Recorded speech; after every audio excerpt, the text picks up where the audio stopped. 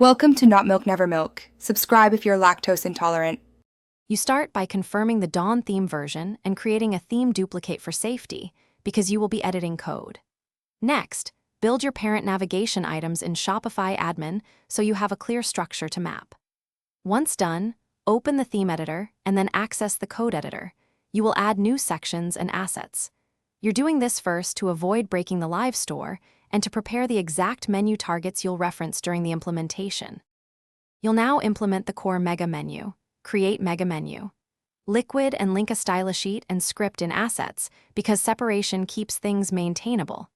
Add a schema block to expose controls for columns, featured images, and link groups so you can adjust from the theme editor. Then, write the liquid loop that reads your navigation collection and outputs a responsive grid. Make sure to include area attributes for accessibility and breakpoint CSS to switch between drop-down and full panel layouts on small screens. You finish by adding the mega menu section into the header and mapping the correct menu handle in the theme settings so Shopify uses your new layout. Then test interactions across desktop and mobile, verify keyboard and screen reader behavior, and confirm images and links load.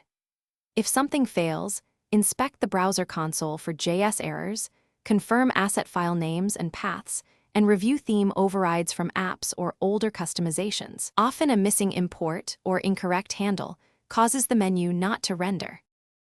Thanks for watching. If this was helpful, leave a like and consider subscribing. See you next time.